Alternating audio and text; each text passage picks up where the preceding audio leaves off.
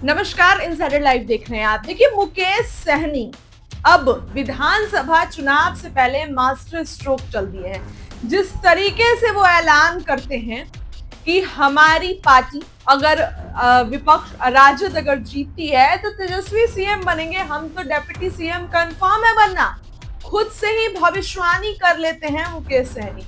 तो अब मुकेश सहनी ने एक और बड़ा मास्टर स्ट्रोक खेला है, एनडीए को टेंशन दे दी है।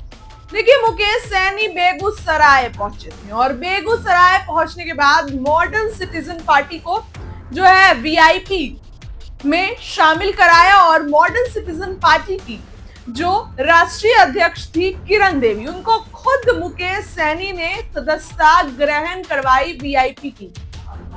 अब मुकेश सहनी वहां पर जिस तरीके से मॉडर्न सिटीजन पार्टी को तवज्जो देते नजर आए, जिस तरीके से पहले तो वो पार्टी थी और उसके बाद अपनी पार्टी में विलय करा लिया, वीआईपी में विकासशील इंसान पार्टी में मॉडर्न पार्टी सिटीजन का जो है विलय हो गया और मॉडर्न पार्टी सिटीजन की अध्यक्ष यानी कि किरण देवी को राष्ट्रीय अध्यक्ष खुद मुकेश सहनी ने पार्टी की सदस्यता ग्रहण करवाई और खुद वीआईपी की सदस्यता ग्रहण करवाई। अब देखिए, मुकेश सहनी आए दिन ऐलान करते रहते हैं। जिस तरीके से लोकसभा चुनाव में तेजस्वी यादव के साथ मुकेश सहनी घूमे थे, मछली खाए साथ में, केक कट किया, काफी वीडियो वायरल हुआ, उसके बाद लोकसभा चुनाव के जिस तरीके से खत्म हुआ तो मुकेश सहनी और तेजस्वी यादव अलग थलग पड़ गए।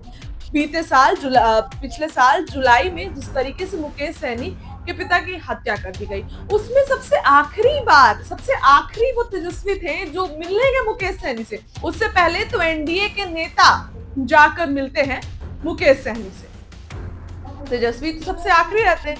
हालांकि अब विधानसभा चुनाव आ रहा है, तेजस्वी यादव सीटों की डिमांड करेंगे और सीट नहीं मिलने पर उनकी घर वापसी भी हो सकती है। मुकेश सहनी जिस तरीके से सीटों की डिमांड करेंगे, उससे हो सकता है कि मुकेश सहनी को उतनी सीट मिलती है या नहीं मिलती है, ये भी देखने वाली बात होगी, क्योंकि कांग्रेस भी सीटों की डिमांड करेगी। 70 सीट तो कांग्रेस से मांगेगी पिछली बार की तरह, मुकेश सहनी भी मांगेंगे। और अगर मुकेश सहनी को सीट नहीं मिलती है तो क्या अकेले चुनाव लड़ेंगे या घर वापसी होगी? तमाम तरीके के सवाल है। देखिए, पिछले विधानसभा चुनाव में बीजेपी ने अपने कोटे से 11 सीटें दी थी वीआईपी को, तो इस बार तो और ज्यादा सीटें मांगेंगे नेता प्रतिपक्ष तेजस्वी यादव से।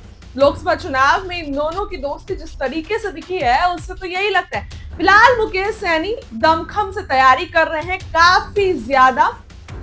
जिस तरीके से आए दिन देखिए मुकेश सहनी पहुंचे थे यात्रा के दौरान और वहां पे वो जाके कहते हैं कि मेरा डेप्यूटी सीएम बनना तय है, तेजस्वी यादव अगर सीएम बनेंगे तो हम डेप्यूटी सीएम बनेंगे। और अब बेगूसराय पहुंचे हैं मुकेश सहनी। बेगूसराय पहुंचने के साथ कार्यक्रम में ये विकासशील इंसान पार्टी ने काफी ऐलान किया और ये कह भी दिया कि अब एनडीए हारने वाली है और हम जीतने वाले हैं। देखिए, सीट बंटवारे से पहले ही मुकेश सहनी ने सभी जगह पर अपनी तैयारी शुरू कर दी है। मॉडर्न सिटीजन पार्टी को अपनी पार्टी में विलय कराया और किरण देवी राष्ट्रीय अध्यक्ष हैं, उनको जो है सदस्यता ग्रहण करवाई खुद मुकेश सहनी ने।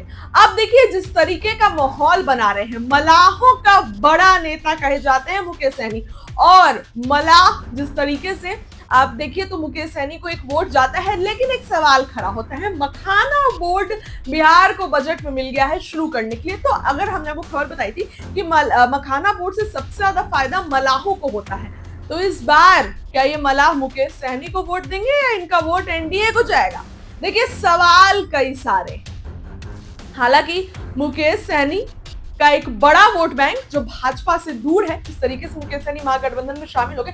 हालांकि लोकसभा चुनाव में तो मुकेश सहनी एक भी सीट पर जीत नहीं दर्ज कर पाए, लेकिन विधानसभा चुनाव में सिचुएशन अलग है। विधानसभा चुनाव में मुकेश सहनी को सीट चाहिए और इसके लिए मुकेश सहनी कहीं ना कहीं प्रेशर तो बना रहे हैं इनडायरेक्टली। हालांकि कितनी सीटें मिलती है ये तो देखने वाली बात होगी, लेकिन मुकेश सहनी जिस तरीके से तैयारी कर रहे हैं विधानसभा चुनाव की, बहुत कुछ दर्शाता है। क्या लगता है आपको? कमेंट करके बताइए। बहुत बहुत धन्यवाद।